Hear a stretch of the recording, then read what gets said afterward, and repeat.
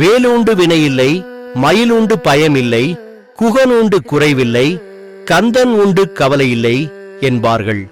முருகப்பெருமானின் அருளுடன் இருந்தாலே அனைத்து தெய்வங்களின் அருளுமுடன் இருப்பதற்கு சமம். அப்படிப்பட்ட முருகப்பெருமானே நாம் கூப்பிட்ட குரலுக்கு ஓடி வந்து அருள் செய்ய வேண்டும் என்றால் என்ன மந்திரம் சொல்லி எப்படி வழிபட வேண்டும் என்பதை தெரிந்து கொள்ளலாம். இந்த மந்திரத்தை சான்னால் முருகன் அருள் மட்டுமின்றி முருகனே துணையாக இருப்பார். தாங்க முடியாத துன்பம் வரும் பெய்யாதெல்லாம் நம்மை காப்பாற்ற கடவுள் வரமாட்டாரா என மனம் நினைப்பதுண்டு.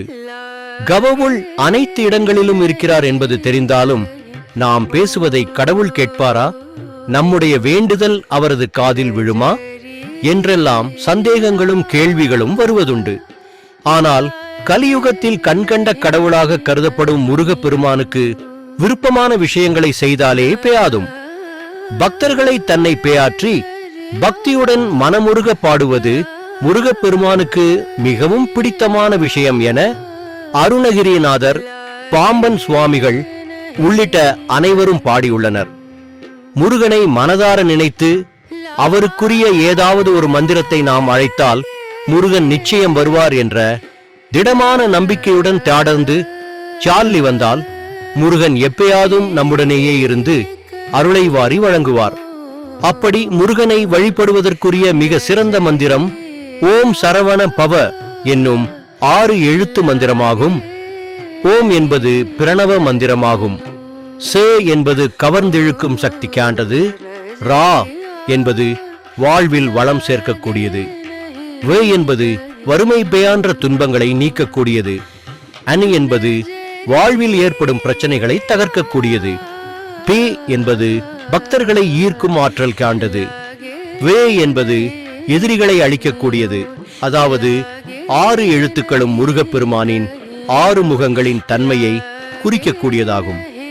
இதேயாடு முருகனுக்குரிய சிறப்பு வாய்ந்த மற்றாறு மந்திரத்தையும் சாலி வந்தாலே முருகனை தேடி வருவார் என்பது நம்பிக்கை. முருகன் மந்திரம் ஓம் நமயா பகவதே சரவணபவாய சக்தி சண்முகாய ருத்ரகுமாராய கிளரி சுதாய சகல பூதகண சேவிதாய அசுரகுல நாசனாய ஆகர்ஷய ஆகர்ஷய பந்தய பந்தயமாம் ரக்ஷரக்ஷோம் சகல ஜ்வர நிவாரணாய சகல கஷ்ட நிவாரணாய ஓம் சரவணபவாய ஓம் சலம் ஸ்ரீம் அனுகிரகம் குரு குரு சுவாகா.